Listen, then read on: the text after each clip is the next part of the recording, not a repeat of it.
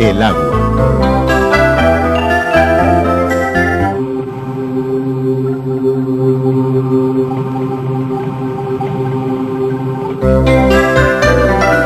El gas.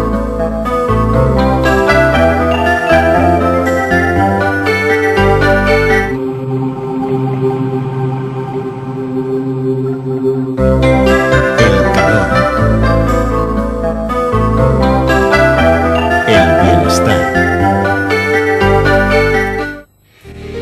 Todo esto que nos proporciona una mejor calidad de vida llega a nuestras casas a través de un elemento simple y a la vez seguro, eficaz y rentable: el tubo de cobre.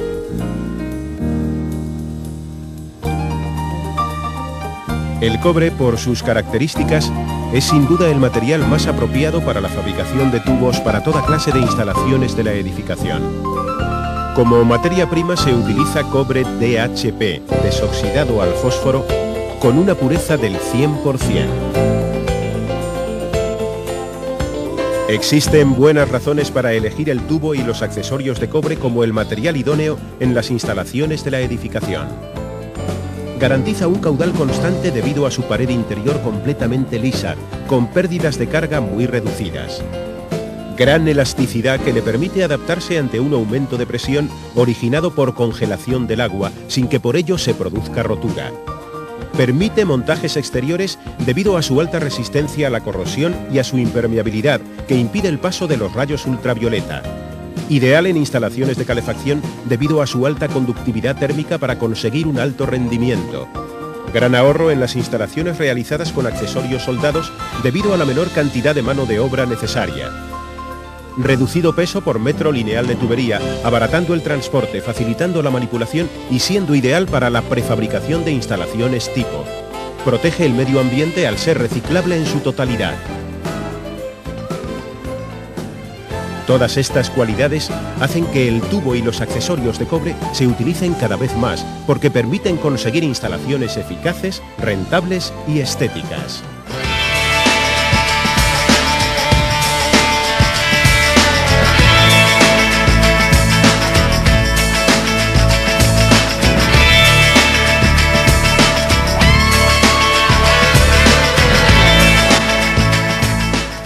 El tubo de cobre requiere un complejo y meticuloso proceso de fabricación en el que intervienen unas instalaciones de primer orden, materias primas de óptima calidad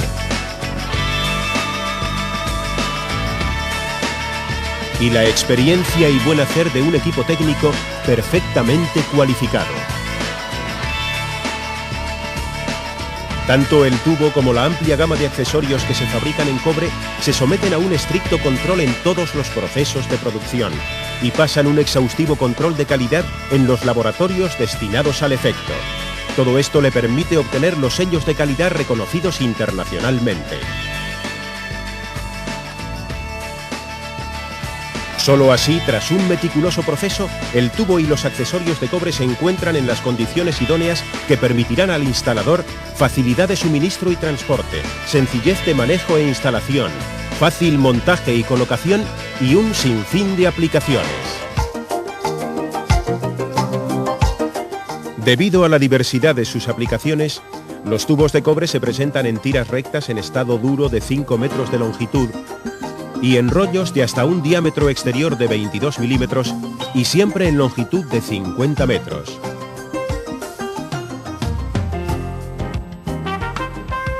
Igualmente, existe una gran variedad de accesorios, curvas, codos, Ts, reducciones, que permiten realizar todo tipo de instalaciones.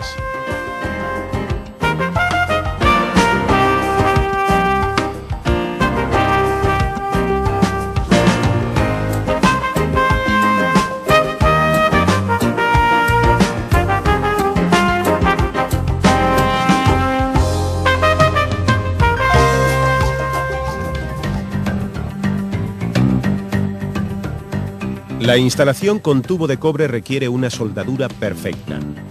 El instalador decidirá, en función del uso al que vaya destinada la instalación, qué tipo de montaje y qué tipo de soldadura, blanda o fuerte, sería la idónea para un trabajo correcto. Elegirá soldadura blanda, es decir, realizada con metal de aportación cuyo punto de fusión está en torno a los 250 a 260 grados centígrados en casos de instalaciones hidrosanitarias, redes de distribución de agua caliente o fría, calefacción y gas. En otras instalaciones donde la temperatura máxima de servicio no supere los 120 grados centígrados y en diámetros de hasta 54 milímetros.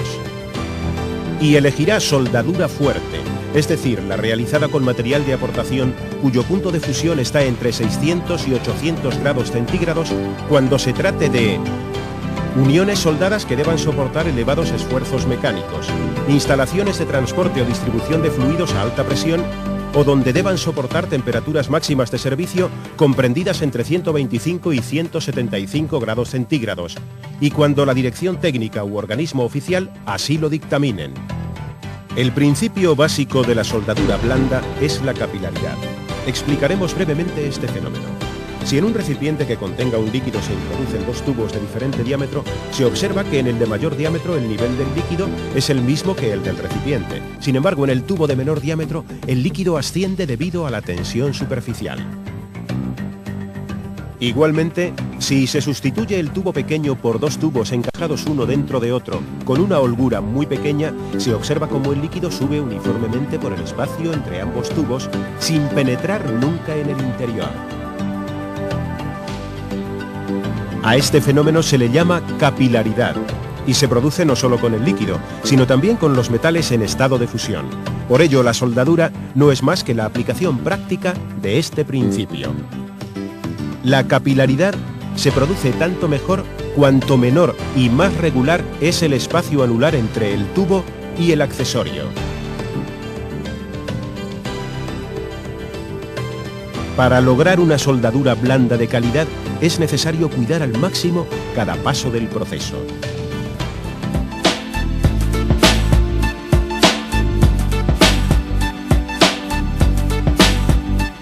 En primer lugar, hay que cortar el tubo perpendicularmente usando una sierra especial para metales, o mejor, un cortatubos, ya que con este se obtiene siempre un corte perpendicular al eje. Esto nos permitirá evitar el exceso de rebabas y obtener un corte limpio y a escuadra. Una tubería mal cortada puede aumentar la separación entre la superficie del accesorio y la del tubo e impedir la capilaridad. Asimismo, en esta operación hay que cuidar al máximo la exactitud de la longitud del tubo, a fin de que sus extremos se alojen completamente dentro de los accesorios y no se debilite la unión.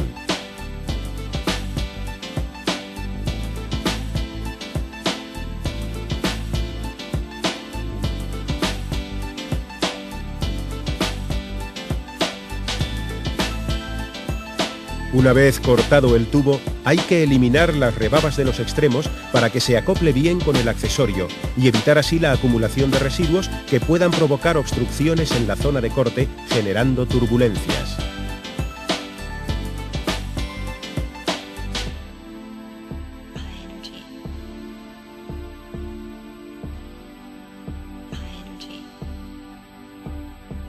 A continuación, para conseguir el espacio capilar necesario, se procede al recalibrado de los extremos del tubo con un punzón y un anillo calibrador en caso de que por algún motivo se hubiesen deformado.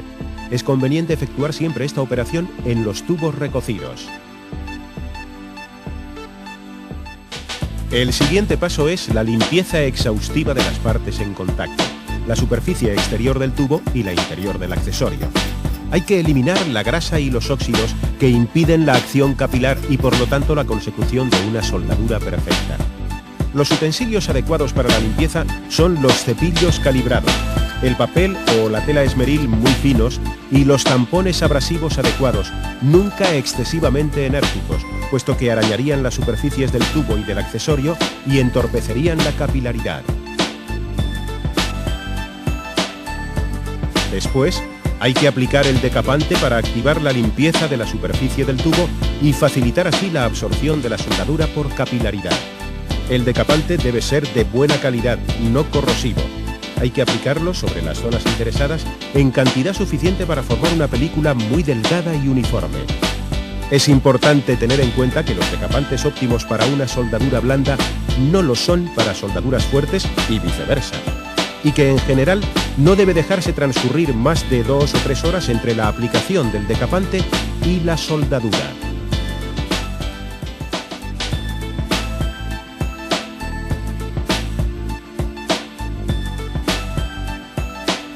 Una vez aplicado el decapante, se encaja a fondo el tubo en el accesorio y, si es posible, se le hace girar alternativamente sobre sí mismo para que el decapante quede bien repartido. En este momento se procede al montaje de la unión insertando los tubos en el interior del accesorio, asegurándose de que llegan a los topes.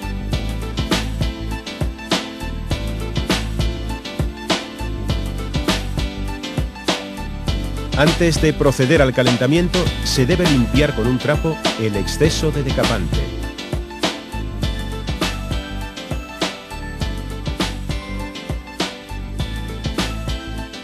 Estamos ya en condiciones de proceder al calentamiento, que se hará normalmente con un soplete de butano. La llama debe proyectarse a lo largo de la zona de coincidencia del tubo y el accesorio, con un movimiento de vaivén sobre todo el diámetro, nunca concentrada en un solo punto, para evitar así un calentamiento excesivo que provocaría una soldadura defectuosa y nos obligaría a reiniciar el proceso. Una vez calentado el accesorio que conforma la unión, se aplica el metal de aportación aproximadamente en una longitud igual al diámetro del tubo. Cuando se ve a bullir el decapante, es el momento de aplicar la soldadura, pues esto indica que hemos alcanzado la temperatura adecuada. En una soldadura intervienen 3 materiales con diferentes temperaturas de fusión: cobre, decapante y material de aportación. La soldadura, al fundirse, penetra por capilaridad en el intersticio de la unión, se reparte y lo llena uniformemente, formándose sobre el frente del accesorio un cordón uniforme de soldadura. Entonces, se da por terminado el proceso.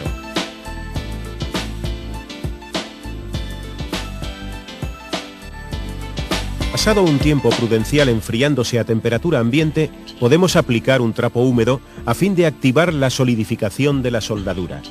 Hay que evitar un enfriamiento excesivamente brusco que pudiese provocar grietas.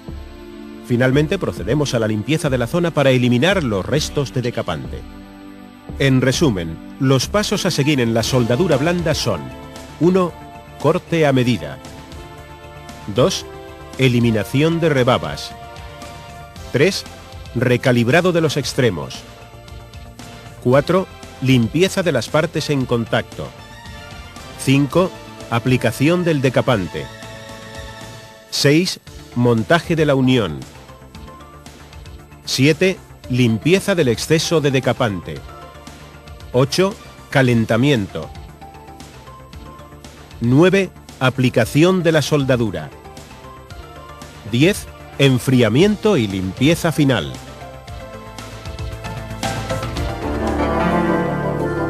La soldadura fuerte se efectúa con materiales de aportación cuyo punto de fusión está entre 600 y 800 grados centígrados.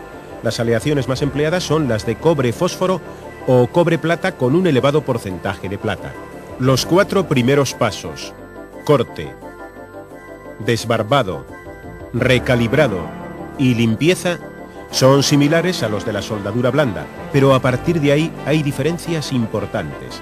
En las soldaduras fuertes se usan 3 tipos de decapantes. En polvo, el más común, mezclado con agua hasta formar una pasta que se aplica con un pincel en las zonas de contacto. Con varillas de metal de aportación revestidas ya con decapante, que al aplicarlas a la unión calentada hacen que el decapante se fusione, penetrando en el intersticio de la unión precediendo al metal de aportación. En polvo, en el que se ha sumergido directamente la varilla de metal de aportación previamente calentada. El decapante actúa de forma similar a las varillas ya revestidas.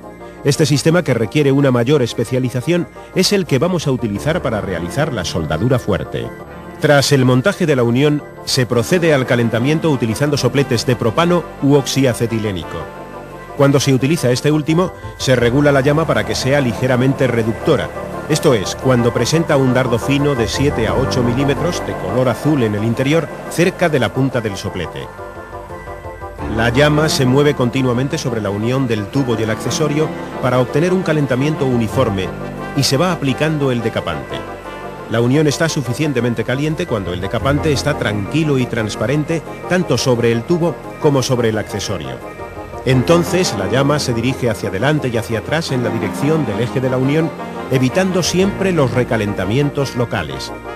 En tubos de diámetro grande, a veces es difícil calentar a la vez toda la unión. En este caso se recurre a un soplete de varias bocas. Llamamos especialmente la atención sobre el hecho de que el calentamiento no debe ser exagerado, puesto que se corre el riesgo de quemar el cobre, haciéndolo frágil y poroso. Una vez calentada la unión y sin retirar la llama para mantener la temperatura, se procede a la aportación de la aleación de la soldadura, aproximando la varilla al borde del accesorio.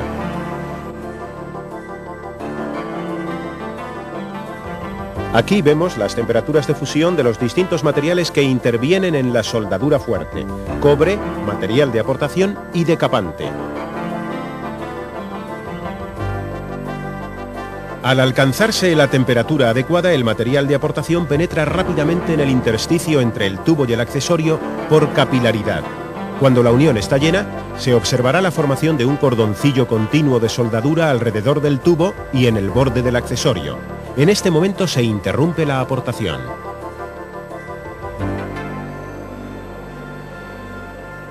Cuando se efectúen uniones horizontales, es preferible aplicar la aleación de soldadura primero en la parte inferior de la unión, después en los laterales y finalmente en la parte superior, asegurándose de que al final de la operación la aportación de soldadura se ha efectuado en todo el desarrollo de la unión.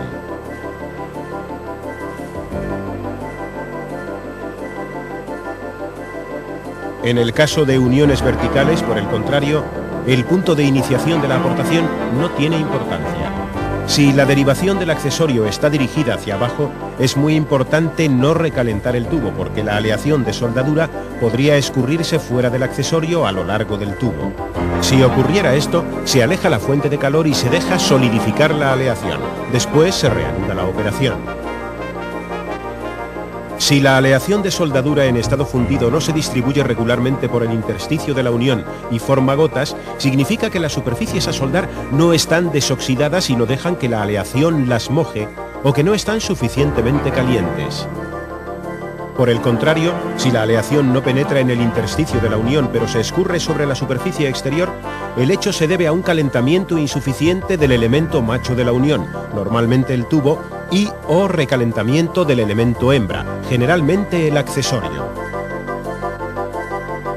Cuando se haya terminado la soldadura, se pueden enfriar bruscamente las partes soldadas con agua fría, lo que produce la separación de la mayor parte del polvo para soldar vitrificado. Los residuos de decapante pueden ser eliminados con un trapo mojado si es soluble o con un cepillo metálico.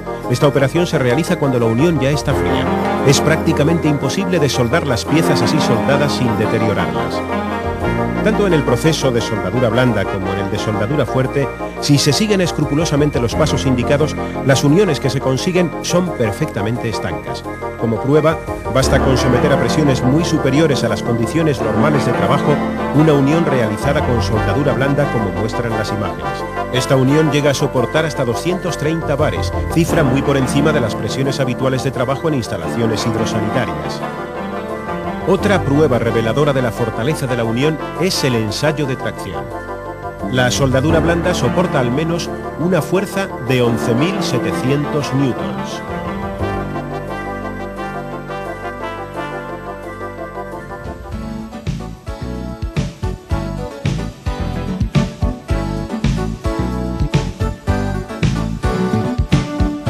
Debido al peso liviano del tubo de cobre y a la facilidad de su manipulación y transporte, es el material idóneo para realizar en el taller instalaciones prefabricadas, sobre todo en edificios de viviendas y en aquellos en los que la distribución por planta sea repetitiva, como hospitales, oficinas, etc.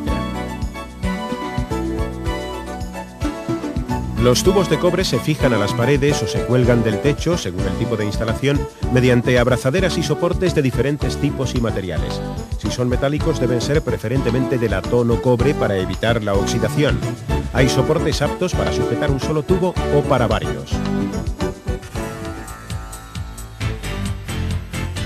Un factor muy importante que se debe tener en cuenta para el correcto montaje de las tuberías de cobre es la dilatación térmica. El coeficiente de dilatación térmica del cobre es de 16,5 por 10 elevado a -6 por grado centígrado, lo que significa que un metro de tubo se alarga 1,65 milímetros cuando su temperatura aumenta en 100 grados centígrados. Dado que por una instalación de agua caliente o calefacción es improbable que el agua circule a más de 80 grados centígrados y que la temperatura de la tubería fuera de servicio, temperatura ambiental en el interior, sea inferior a 20 grados centígrados, se puede aplicar la siguiente regla. Dilatación de un metro de cobre, 1 milímetro. Como las tuberías están expuestas a variaciones de temperatura, deben estar adecuadamente sujetas, de manera que se puedan dilatar y contraer con los cambios de temperatura mediante liras de dilatación. La misión de las liras de dilatación es absorber las contracciones y dilataciones que se produzcan en la línea de instalación. Cuando los tramos rectos son superiores a 5 metros, debemos poner una lira de dilatación en el punto medio aproximado del tubo. En las instalaciones enterradas hay que proteger los tubos empleando los diferentes productos existentes en el mercado, material esponjoso, tubo corrugado, etc. En este tipo de instalaciones, cuando el mortero ha solidificado, se produce una contracción del mismo, creando con ello una holgura alrededor de la tubería que le permite los movimientos de contracción y dilatación. Conviene recordar 3 reglas importantes cuando se realice una instalación con tubo de cobre. 1. Conseguir uniones herméticas mediante un cuidado exquisito del proceso de soldadura. 2. Tomar las medidas necesarias para permitir la libre contracción y dilatación de los tubos con los cambios de temperatura. 3. Montar las tuberías de manera que el peso de los tubos recaiga sobre los soportes y nunca sobre las uniones. Resumiendo, el tubo y los accesorios de cobre ofrecen un conjunto de cualidades: flexibilidad, elasticidad, resistencia al choque, a la presión y a la corrosión, etc., que lo hacen totalmente indicado para cualquier tipo de instalación. En la distribución de agua fría y caliente, tuberías de calefacción y gas e instalaciones de aire acondicionado, cuente con el tubo de cobre como un aliado imprescindible para ofrecer durante años y años un servicio seguro y eficaz. Fácil de instalar, resistente, duradero, rentable, ecológico. Estas son algunas de las ventajas que hacen del cobre el material ideal para un sinfín de aplicaciones. El tubo de cobre. La elección profesional para instalaciones de fontanería, gas y calefacción.